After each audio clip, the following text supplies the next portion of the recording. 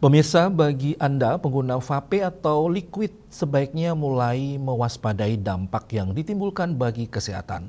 Apalagi vape kini diduga telah disusupi modus peredaran narkotika golongan 2. Kasus tertinggi terjadi sepanjang tahun 2025 dan Direktorat Tindak Pidana Narkoba Bareskrim Polri berhasil mengungkap 39 kasus vape etomidate dengan 61 tersangka.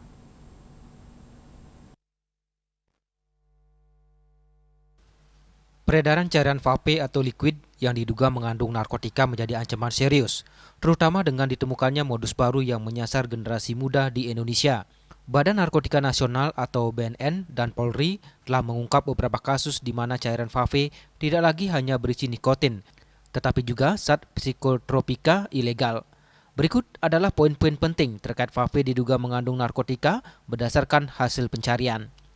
Yang pertama adalah zat etomidate resmi narkotika golongan 2. Cairan etomidate atau obat bius atau anestesi yang sering disalahgunakan dalam cairan vape kini telah resmi masuk dalam narkotika golongan 2 berdasarkan Peraturan Menteri Kesehatan RI Nomor 15 Tahun 2025 berlaku efektif 21 November 2025. Penggunaan vape yang mengandung etomidate atau new psychoactive substances atau NPS dapat menyebabkan efek sedatif, hipnotik, relaksasi, kecanduan berat, hingga kerusakan fisik dan mental.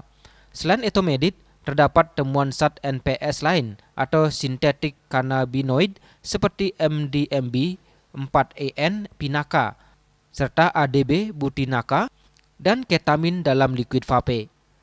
Vape kini juga diduga telah disusupi modus peredaran narkotika golongan 2. Modusnya yaitu narkotika disamarkan dalam bentuk liquid vape dan cartridge yang diproduksi di lab ilegal, seringkali didistribusikan melalui jaringan internasional. Kasus tertinggi terjadi sepanjang tahun 2025 dan Direktorat Tindak Pidana Narkoba Bareskrim Polri berhasil mengungkap 39 kasus vape etomidate dengan 61 tersangka.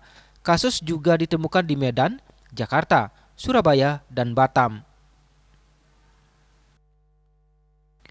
Ari Wiratmaja, Bali TV.